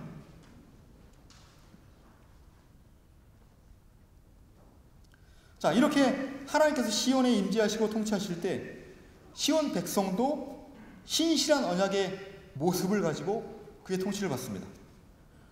그래서 이사야서 10장 20절에서 21절 보시면 회복될 남은 자를 얘기하면서 다시는 자기를 친자를 의지하지 아니하고 이스라엘의 거룩하니 여호와를 진실하게 의지하리니 남은 자 곧 야곱의 남은 자가 능하신 하나님께 돌아올 것이다 라고 말합니다.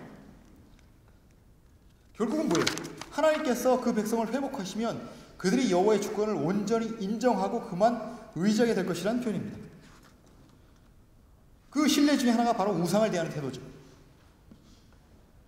그들이 멸망을 당하기 전에도 우상 숭배를 일삼았고 그들이 바벨론에 사로잡혀 갔을 때도 바벨론의 신들에게 아마 마음을 뺏겼을 것입니다.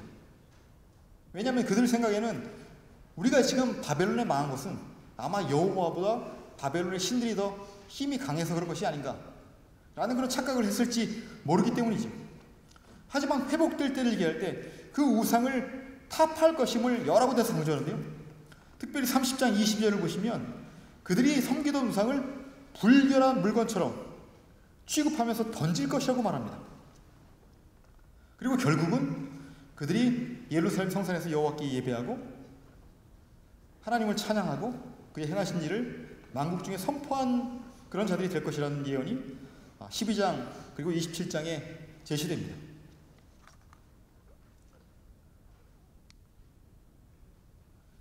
자, 여기서 저희가 한 가지 중요한 점만 더 언급을 하겠습니다.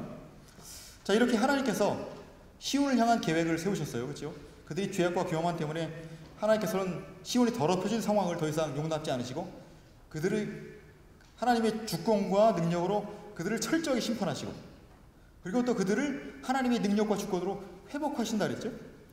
그런데 그 하나님의 계획의 성취가 얼마나 확실하냐를 강조하기 위해서 이사야서에서는 두 가지 논점을 사용합니다.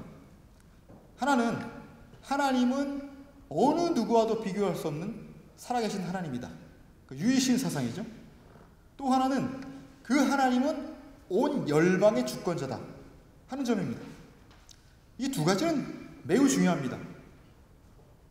왜냐하면 하나님이 만약에 절대적으로 능력 있으신 분이고 유일하신 하나님이 아니라면 하나님의 경쟁자가 있어야 되잖아요.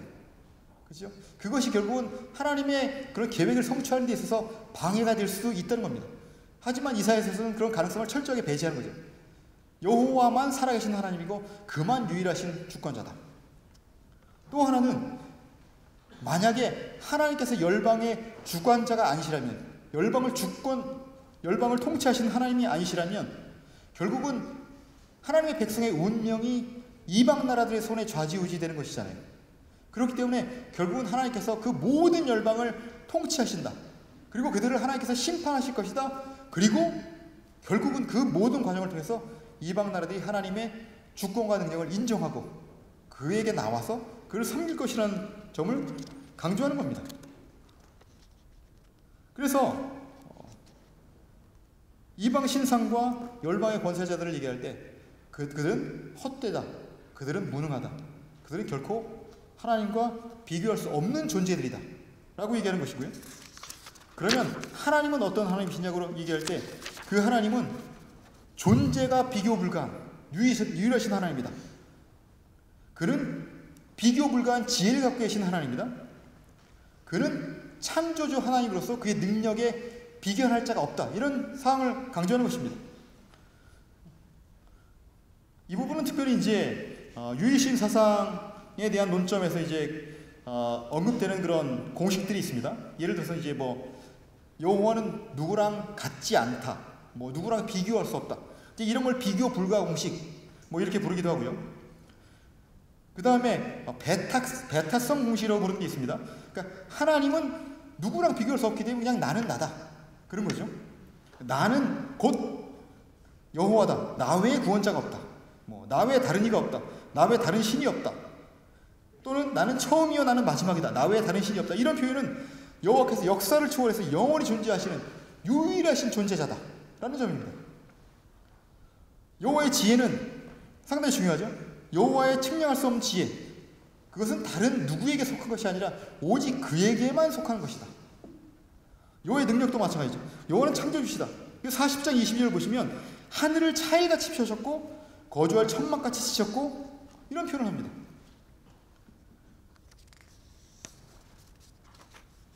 그리고 45장 18절을 보시면 하나님께서 결국 세상을 질서 있게 창조하셨다. 이런 부분을 강조하고 51장 13절을 보시면 하늘을 펴고 땅의 기초를 정하고 너를 지은 자다. 이렇게 말씀하시죠. 결국은 하나님의 창조의 능력이 있기 때문에 하나님께서 세우신 계획, 그것을 확실히 성취하신다는 점을 강조하는 겁니다. 그런 맥락에서 40장 27절에서 32절에 말하는 여호와를 앙망하는 자는 그 부분이 등장하는 거죠. 영원하신 하나님 여호와 땅끝까지 창조하신 이 그를 앙망할 때 시온 백성에게 희망이 있다는 것이죠. 자, 여호와의 계획의 성취를 강조하기 위해서 또 강조해야 되는 사실이 뭐냐면 하나님은 역사를 주관하신다는 사실입니다.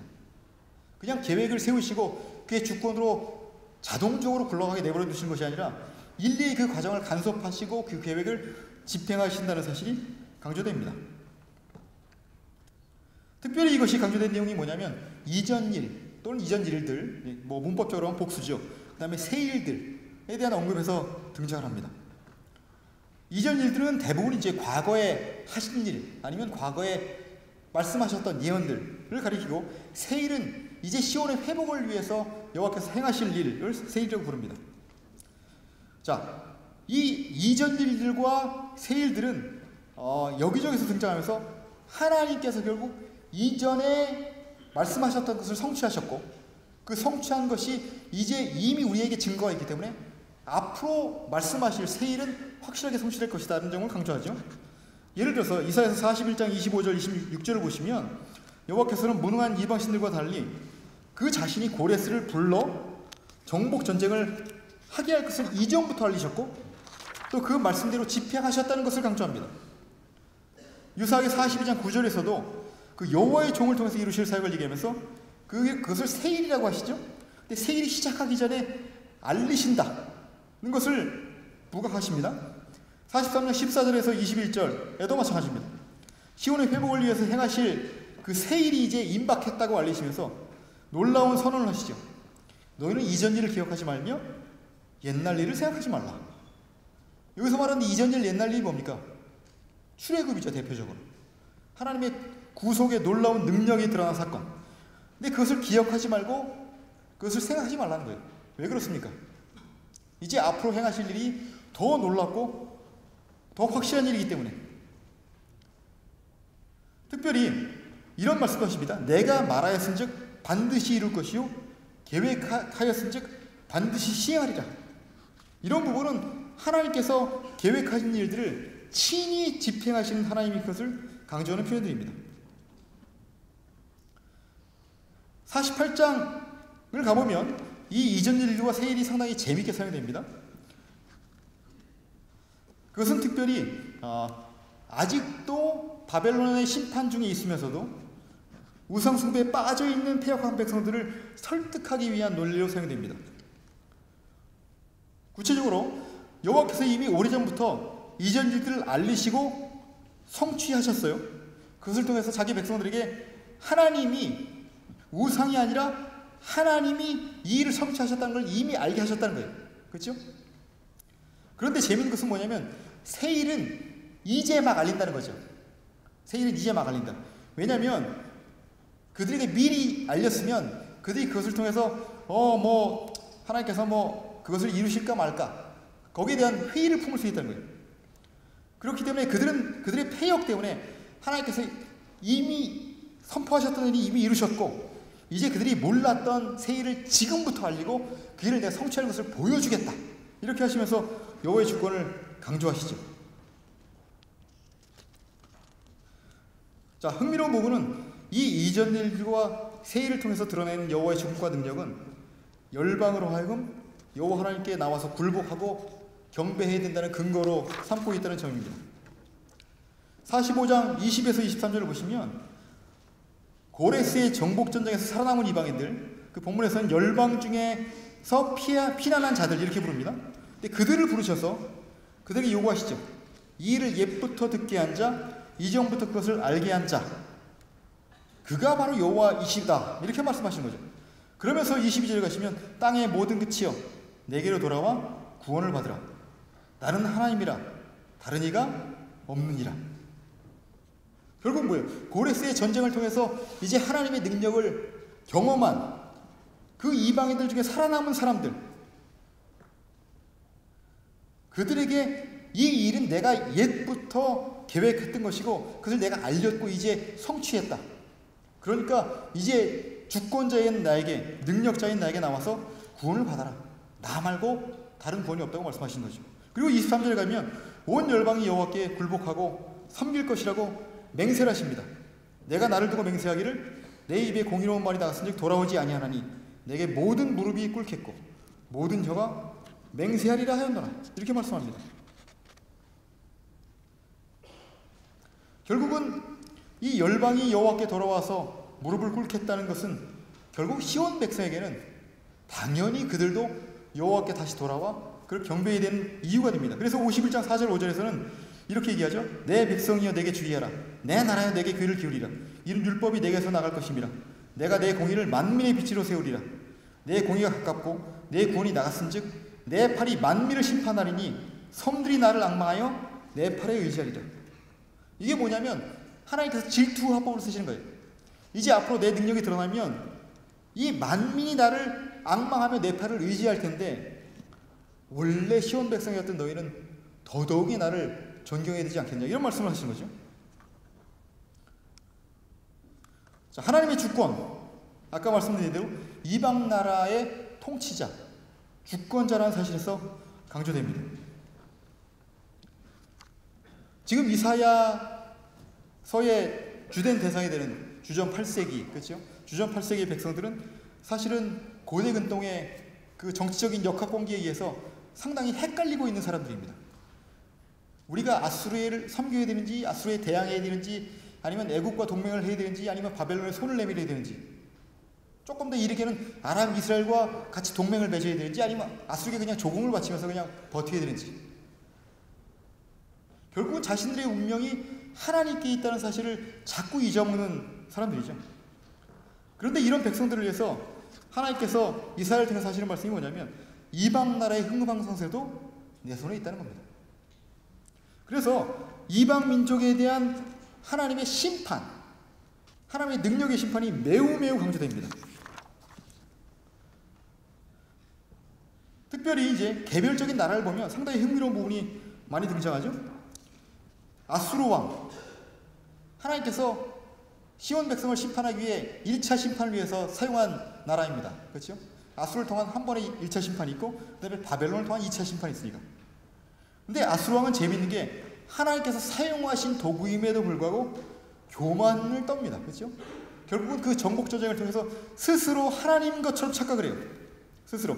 그래서 이사야서 10장 7절 14절을 보시면 이스라엘과 유다의 하나님을 다른 나라의 우상들보다 못한 우상처럼 취급합니다. 그리고 자신의 성공적인 정복 전쟁이 자신의 힘과 지혜로 이룬 것이라고 착각합니다. 특별히 이제 36장 37절 가시면 그 교만이 아주 극에 달하죠. 특별히 흥미로운 것이 랍사게가 그 아수르 왕 사네립의 말을 전할 때 어떻게 전하느냐 하는 방식입니다. 자, 흥미로운 것은 뭐냐면요, 그 사자공식을 자주 사용하는데 36장 5절을 보시면 이렇게 얘기하죠. 대왕 아수르 왕이 이같이 말씀하시기를. 36장 13절에 너희는 대왕 아수르 왕의 말씀을 들으라. 36장 16절에 아수르 왕이 이같이 말씀하시기를. 이건 뭐냐면요, 원래 여호와께서 이같이 말씀하셨다. Thus says the Lord잖아요. 이 사자공식을 그대로 인용하는 겁니다. 그러면서 여호와의 위치를 스스로 차지하는 것을 암시하는 거죠. 직접 사내립이 하는 말도 마찬가지입니다. 여호와를 향한 모욕으로 가득 차 있습니다. 36절 7절을 보시면 그는 그의 산당과 제단을 히스기야가 제하여 버리고 유다와 예루살렘에 명령하기를 너희는 이 제단 앞에서만 예배하라 하던 그 신이 아니냐, 그런 거예요. 이 말은 뭐냐면 이제 너희들 산당이 많이 없어지고 우상이 많이 없어졌지, 그리고 예루살렘만 남았는데, 시온만 남았는데, 그러면 그 여호와가 무슨 힘을 쓰겠냐는 거죠. 산당이 많고 우상이 많아야 더 힘이 센 거 아니냐. 아주 어처구니없는 논리를 세웁니다. 36장 18절에서 20절 가시면 이렇게 얘기하죠. 혹시 히스기야가 너에게 이르기를 여호와께서 우리를 건지시리라 할지라도 속지 말라.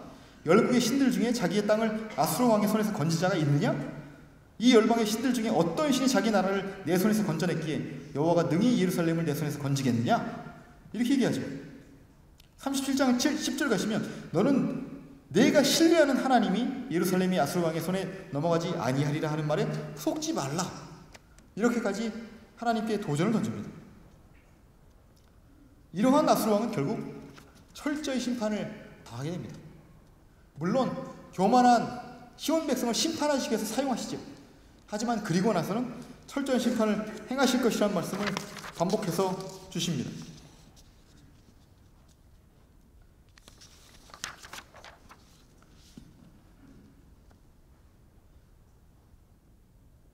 자, 특별히 이제 이사야서 14장 24절에서 27절 보시면 아수르에 대한 심판을 말씀하십니다. 그리고 그를 통해서 시온을 구원하시려고 말씀하시는데 이렇게 말씀하십니다. 만군의 여호와께서 맹세하여 이르시되 내가 생각한 것이 반드시 되며 내가 경영한 것을 반드시 이루리라. 내가 아수르를 나의 땅에서 파하며 나의 산에서 그것을 짓밟으리니 그때 그의 멍에가 이스라엘에게서 떠나고 그의 짐이 그들의 어깨에서 벗어질 것이라. 이것이 온 세계를 향하여 정한 경영이며 이것이 열방을 향하여 편손이라 하였나니 만군의 여호와께서 경영하셨은즉 누가 그것을 능히 그것을 패하며 그의 손을 펴셨은즉 누가 능히 그것을 돌이키랴 합니다. 하나님께서 능력으로 아수르를 심판하시고 당신의 백성을 반드시 구원하실 거라는 얘기죠. 이것이 이제 37장 끝부분에 가시면 참 재밌습니다. 아수르 왕이 결국은 예루살렘을 포위하고 공성전을 벌였잖아요. 자, 그때 그들을 쫓아낸 것은 히스기야의 모아놓은 군대도 아니고 그가 만들었던 실로암 터널도 아닙니다. 바로 여호와의 사자입니다. 여호와의 사자가 하룻밤에 18만 5천을 죽이고 결국은 그 군대가 쫓겨나죠. 그리고 나서 계속 이어지는 부분에 보면 그 아수르 왕이 죽는다까지 언급합니다. 결국은 뭐냐면 37장 7절에 히스기야에게 이미 주신 예언이 있어요. 내가 지키겠다 하신 예언. 그것이 이제 성취되었다는 것을 그 부분을 통해서 말씀하시는 거죠. 바벨론도 마찬가지입니다. 바벨론은 고레스의 언급을 통해서 상당히 강조되죠. 바벨론은 그 교만을 떠는 것 때문에 결국 고레스란 인물을 통해서 하나님께서 그들을 심판하실 것이다 말씀하십니다. 물론 이제 학자들은 이제 바벨론에 관한 예언이 과연 이사야가 썼겠느냐 그런 이제 의문을 많이 제기를 하죠. 왜냐하면 그 당시에는 아수르가 흥기하던 때고 바벨론은 힘을 많이 잃었을 텐데 왜 바벨론에 관한 그 교만을 13장, 14장에도 언급을 했을까? 47장에도 언급되고 왜 그렇게 강조가 될까? 이제 거기에 대한 대답은 에르란손이라는 학자가 잘 지적했습니다. 그건 뭐냐면 이미 이사야 선지자 당시에도 바벨론이 아직도 그래도 썩어도 준치라고 그래도 아직도 망한 나라가 아니었다는 거예요. 그래서 이사야서 39장에서 사실 그 바벨론이 사신을 보내고 거기에서 히스기야가 막 좋아서 기뻐한 것도 그들이 아직도 힘을 갖고 있었다는 이제 그런 점을 암시하는 거죠. 결국은 바벨론에 관한 예언은 이사야 당시에는 결국은 그 바벨론을 의지하지 말라는 하나님의 메시지가 되는 것이고 그것이 결국 나중에 포로기의 백성들이 그 예언을 접했을 때는 결국 이 바벨론이 확실히 망할 것이다 라는 것을 결국 확정하게 되는 것이죠. 바벨론은 정말 교만한 나라입니다. 여러분 잘 아시는 14장 내용을 보면 뭐 아침의 아들 계명성이라고 부르고 친히 내가 하늘에 올라서 하나님의 뭇별 위에 내 자리를 높이겠다. 내가 북극 지폐 산 위에 앉겠다. 가장 높은 구름에 올라가서 지극히 높은 곳에 높은 이와 같아지겠다. 이런 발언도 하기도 하죠. 하지만 결국 그가 처하는 운명은 결국 수월 가장 깊은 곳에 떨어져서 결국은 뭐 구더기와 벌레들이 막 뒤덮이는 그런 비참한 그런 모습으로 그의 운명을 대조하기도 하죠.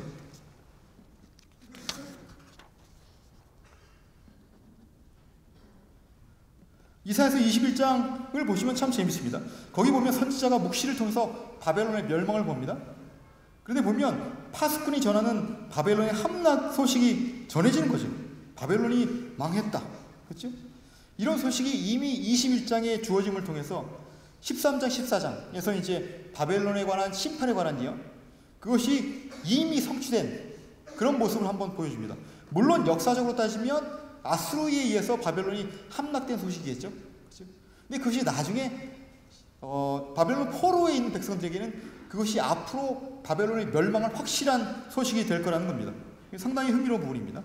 그것 외에도 이제 모압, 에돔, 뭐 구스, 애굽, 두로 그 모든 강력한 나라들, 부한 나라들, 교만한 나라들이 다 하나님의 심판에 처할 것이 예고됩니다. 결국 이런 것을 통해서 강조하는 바가 뭐냐면 결국 하나님께서 그 열방을 교만한 열방들을 다 심판하시고 그 대적들을 다 파하신 이후에 하나님의 백성을 반드시 회복하실 것이라는 약속이죠. 그래서 그 대적을 심판하시는 부분을 언급하면서 종종 등장하는 표현이 뭐냐면 그 보복, 신원, 보수 이런 표현들입니다. 그러니까 하나님께서 결국 원수들에게 복수를 갚아주는 거죠. 그것을 통해서 결국 그들을 회복하시겠다는 예언을 많이 표현합니다. 자, 그 결과는 뭐냐면 이방 나라들도 하나님의 주권을 인정하고 나와서 경배하게 되는 것입니다. 경배하게 되는 것. 한편으로는 그렇죠. 여호와의 종의 사명이 백성의 언약이기도 했지만 이방에 비치기도 했습니다. 그러면서 이미 하나님께서 그 이방 백성들을 결국 불러서 하나님의 백성 삼겠다는 그런 말씀도 이미 예견하셨죠. 자, 그리고 뭐 이사야서 여러 부분에서 그 열방 백성들이 하나님께 나와서 찬양하겠다는 부분이 등장합니다. 24장 14절에서 23절을 보셔도 그렇죠. 하나님께서 하늘과 땅의 모든 권세를 심판하신 이후에 시온의 왕으로 좌정하시면 온 세계에서 뭐 바다에서부터 동방에서부터 모든 섬에서 땅끝에서부터 여호와께 영광을 돌리며 찬양하는 무리의 목소리가 들립니다. 물론 이제 그 24장의 그런 구절의 배치는 찬양이 먼저 나오고 그다음에 시온의 왕으로 좌정하신 부분이 나중에 나오지만 결국 그 안에 흘러가는 구도를 보면 하나님께서 좌정하실 때 결국 온 이방 백성들이 찬양을 하는 거죠. 이 이방 백성들이 여호와께 나와서 예물을 드리고 그를 경배할 것이라는 사실은 이방 신탁에서 자주 등장합니다. 18장을 보시면 구스에 대한 심판을 하시면서 말씀하시면서 그 맨 마지막 절에 결국 그들이 하나님께 나와서 예물을 가지고 나와서 여호와를 섬길 것이다 말씀하고, 23장 두로에 대한 말씀을 하시면서 그들을 심판하신 이후에 이제 그 두로가 얻은 이익을 하나님께 가져와서 예물로 드릴 것이다 말씀합니다. 특별히 이방 신탁에서 구원을 가장 잘 얘기하는 부분이 있다면 19장 부분입니다. 애굽에 관한 신탁이죠. 1절에서 15절은 애굽을 얼마나 철저하게 심판하실 것인지가 묘사되고, 16절에서 25절은 그에 대한 애굽의 반응을 소개합니다. 그런데 흥미로운 것은 16절 17절에는 애굽이 이제 여호와의 능력의 심판을 두려워하죠. 그런데 18절 19절을 가면 이제 애굽 중에서 여호와께 맹세하는 5성읍이 있을 것이라고 말하고, 그 중에 하나는 물론 멸망성으로 해석되어 있지만 학자들은 태양성이라고 얘기하죠. 결국 애굽의 주신인 태양신을 섬기는 그 성읍조차도 여호와께 나올 것이다. 그리고 애굽 중앙에 제단이 있을 것이고 변경에 기둥이 있을 것이다. 결국 애굽 전체가 마치 하나님의 성전이 된 것으로 형상화해서 그들이 하나님을 섬길 것이라고 얘기해요. 거기에 대한 하나님의 반응도 참 흥미롭죠. 그들이 하나님께 울부짖으면 하나님께서 구원자를 보내세요. 그리고 그들을 구원하세요. 고치세요. 그렇죠? 그리고 끝에 가시면 결국 하나님께서 그들을 언약 백성으로 삼으십니다. 결론 부분이 그렇습니다. 그날에 이스라엘이 애굽 및 아수르와 더불어 셋이 세계 중에 복이 되리니 이는 만군의 여호와께서 복 주시며 이르시되 내 백성 애굽이여 내 손으로 지은 아수르여 나의 기업 이스라엘이여 복이 있을지어다 라고 선언하시면서 드러납니다.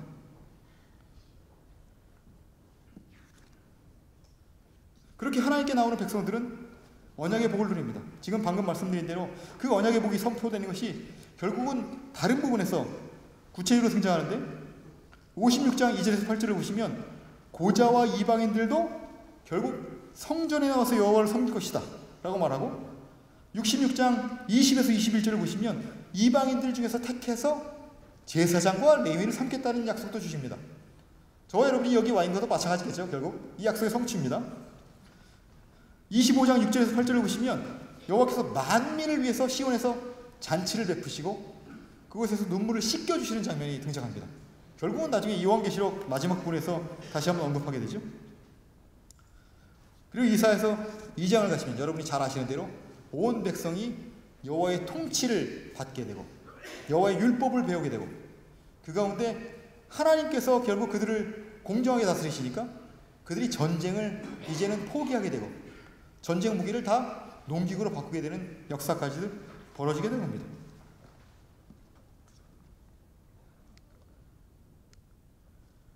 결국 지금까지 저희가 이사야서 전체에서 하나님의 주권 사상이 얼마나 강조가 되고 얼마나 반복되고 얼마나 그것이 이사야의 핵심을 이루는지를 살펴보았습니다. 자, 그런데 질문은 그거죠. 왜 이사야서에서 그렇게 하나님의 주권 사상을 강조했을까? 그 이유는 이사야가 사역했던 주전 8세기 상황과 긴밀한 연결이 있을 것으로 생각할 수 있습니다. 결국 아수르가 이제 고대근동의 패권을 차지하면서 국제 정세가 불안해지고 결국 그를 통해서 이제 어떻게 해야 될지를 모르는 상황, 특별히 여호와를 섬기고 의지할 것인지 아니면 그 가운데 스스로 외교를 통해서 아니면 스스로의 그런 군사적인 노력을 통해서 그 위기를 극복할 것인지 이에 관한 그런 귀로에 놓였기 때문에 그렇습니다. 자, 그런 상황에서 사실 8세기 당시의 그런 하나님의 백성들은 너무너무 어리석었습니다. 그들을 언약 백성 삼으시고 지금까지 인도하신 하나님을 의뢰하기는커녕 오히려 이방 외교를 통해서 그 문제를 해결하려고 애를 썼죠. 특별히 애국과 동맹을 위해서 그토록 애를 썼고, 바벨론 사신이 오니까 그들의 환심을 사려고 히스기야가 먼저 설레발을 치기도 하고, 그 가운데 또 시온 백성들은 불의를 행하고 패역을 행하고 하나님의 말씀을 듣지 않습니다. 하나님의 말씀을 거부합니다. 그것이 결국은 이사야 선지자가 처해 있는, 그렇죠? 그 시온 백성의 상황입니다. 결국 그 가운데 하나님께서 청결 심판을 선포하시고 회복을 계획하시는 겁니다.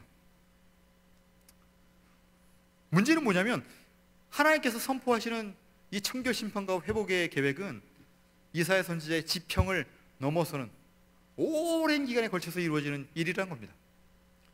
그러니까 고레스를 통해서 이제 바벨론에서 돌아오는 계획은 539년이잖아요.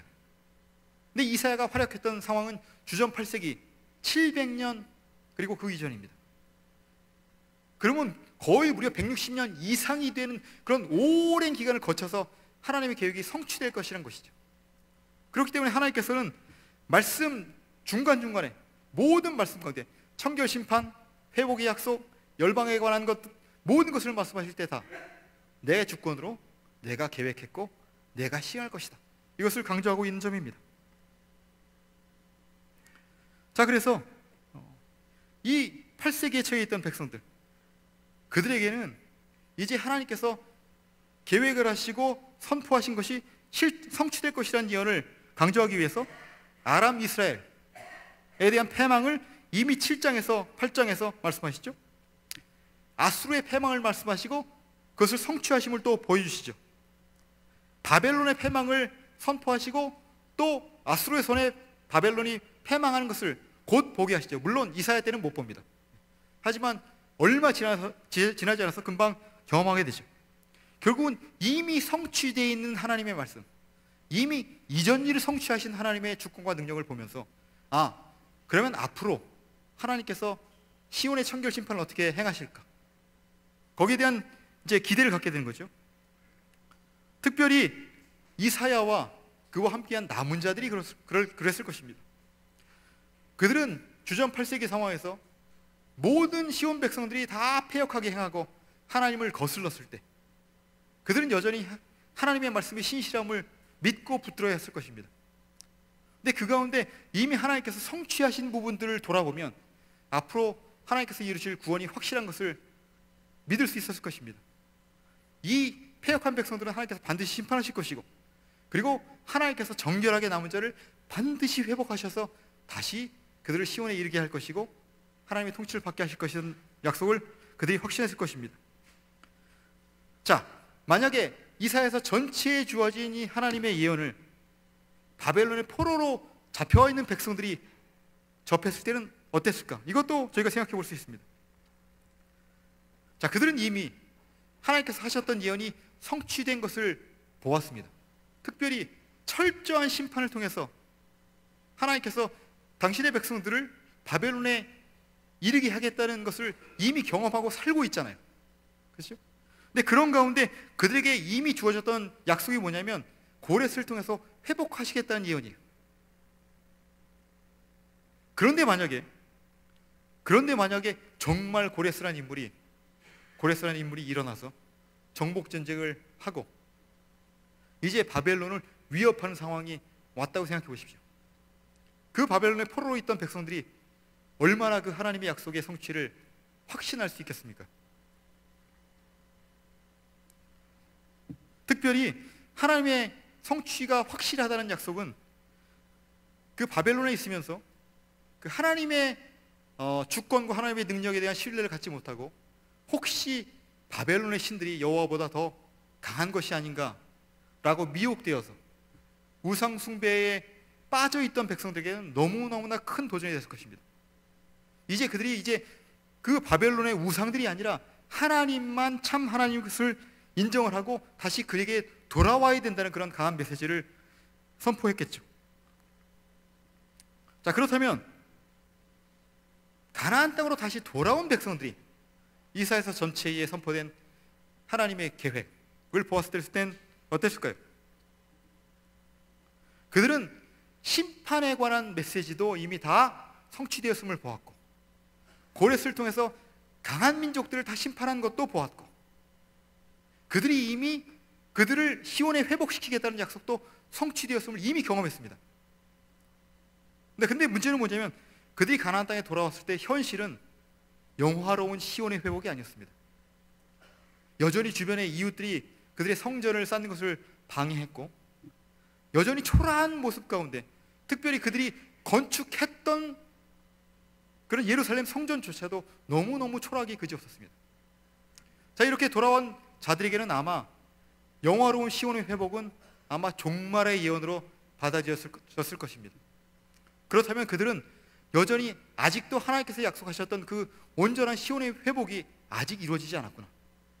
그러면 우리가 어떻게 살아가야 될까? 그 종말의 회복에 우리가 참가하기 위해서는 어떻게 하나님 앞에 섰어야 했을까? 라는 점에서 큰 도전을 받았을 것입니다. 그러니까 우리가 아직도 온전한 회복을 경험하지 못했기 때문에 우리가 하나님 앞에 신실하게 행해야, 교만하고 패역하지 않아야 그 영원한 그리고 영화로운 시온의 회복에 동참할 것이라는 그런 메시지를 받았을 것입니다. 자, 이렇게 저희가 시온을 향한 하나님의 계획, 그리고 그 가운데 강조된 하나님의 주권 사상을 중심으로 이사야를 읽으면 이사야를 읽는 저희의 전략이 달라질 수 있습니다. 물론 최근에 이제 편집 비평 이론이나 아니면 문학적 접근이나 다 이사야서 전체의 그런 최종적 의미에 관심을 많이 두고 있습니다. 근데 그럼에도 불구하고 저희도 의식하지 못하는 사이에 이사야서 1장에서 39장은 8세기를 배경으로 읽고 40에서 55장은 포로기를 배경으로 읽고 56장에서 66장은 귀환기를 배경으로 읽습니다. 근데 그렇게 볼 필요가 없습니다. 이사야서 전체가 만약 이사야의 저작으로 저희가 믿는다면, 그렇게 전제한다면, 그런 이사야서 전체의 말씀이 다 사실은 8세기 당시에, 주전 8세기 당시에 그 하나님의 백성들에게 어떤 메시지가 주어졌을까를 저희가 생각하면서 읽을 수 있고, 그리고 그 전체가 포로기에 있는 백성들에게 어떤 메시지였을까를 저희가 생각하게 하고, 그리고 귀환기에 왔을 때 어떤 메시지가 되었을까를 고민하게 합니다. 그러니까 결국 우리가 역사적인 구도로 1에서 39는 주전 8세기, 40에서 55는 주전 6세기 중반, 그리고 56장 이하는 그 다음에 포로 귀환기, 이렇게 읽는 전략이 완전히 수정된다는 거죠. 결국 그렇게 우리가 읽음을 통해서 하나님께서 결국 이사야 선지자를 통해서 그들이 처했던 그런 역사적 위기 상황에서 결국 하나님께서 살아계신 하나님이고 주권자 하나님이고, 그들을 지키시고 또 때로는 그들을 심판하셔서 온전히 회복하실 하나님이라는 사실, 그것을 강조한 것이 결국은 하나님의 백성들에게 위로가 되었을 것이고 그들에게 큰 도전이 되었을 것입니다. 부족하지만 제가 이렇게 발표한 내용이 여러분이 이사야서를 읽는 전략에 좀 전환기를 제공했으면 하는 바람이 있고요. 그리고 이사야서를 읽을 때 여러분께서 여기도 하나님의 주권과 능력이 강조되는구나 라는 부분을 떠올릴 수 있었으면 좋겠습니다. 부족하지만 끝까지 잘 들려주셔서 너무나 감사합니다.